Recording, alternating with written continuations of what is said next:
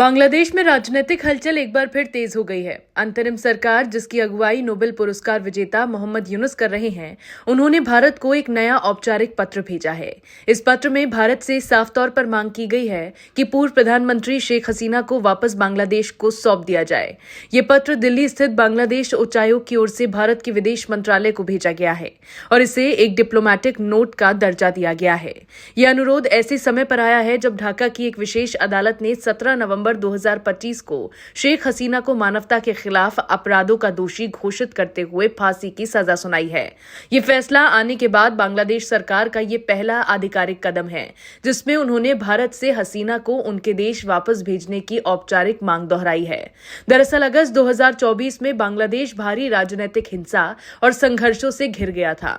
बड़े स्तर पर हुए विरोध, मौतों और अराजकता के बीच हसीना की सरकार गिर गई। हालात बिगड़ने पर हसीना ढाका छोड़कर भारत आ गई और तभी से भारत में रह रही हैं। बांग्लादेश अब ये तर्क दे रहा है कि उन्हें इतने लंबे समय तक भारत में रहने देना न्यायिक प्रक्रिया में रुकावट है और प्रत्यर्पण संधि के तहत भारत को उन्हें तत्काल ढाका भेजना चाहिए।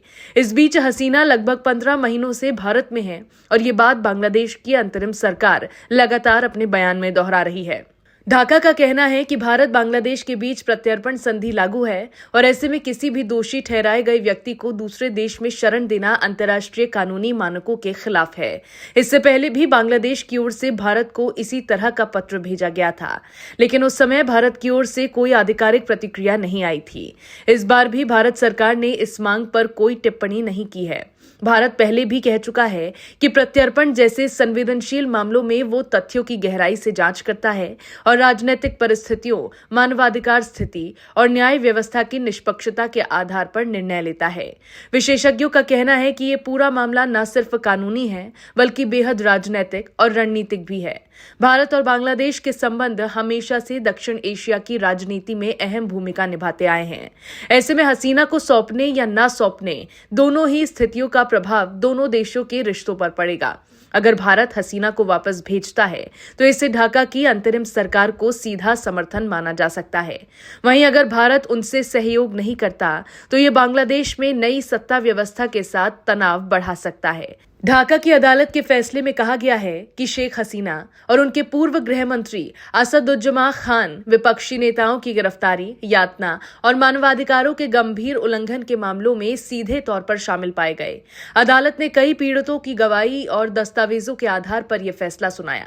हालांकि हसीना और उनकी पार्टी आवामी लीग इसे राजनीति से प्रेरित कार्रवाई बता रही हैं। उनका कहना है कि अंतरिम सरकार का उद्देश्य उन्हें राजनीति से दूर रखना और उनके समर्थकों को कमजोर करना है।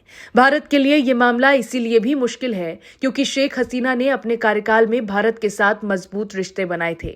सीमा सुरक्षा से लेकर व्यापार, नदी जल समझौतों और आतंकवाद विरोधी कार्रवाइयों में दोनों देशों के सहयोग को नई दिशा मिली थी। कई विशेषज्ञों का मानना है कि हसीना का भारत में रहना भी यही दिखाता है कि भारत उनके लिए एक सुरक्षित स्थान रहा है। हालांकि वर्तमान में मामला संवेदनशील है और भारत किसी भी राजनीतिक विवाद में सीधे कूदना नहीं चाहता।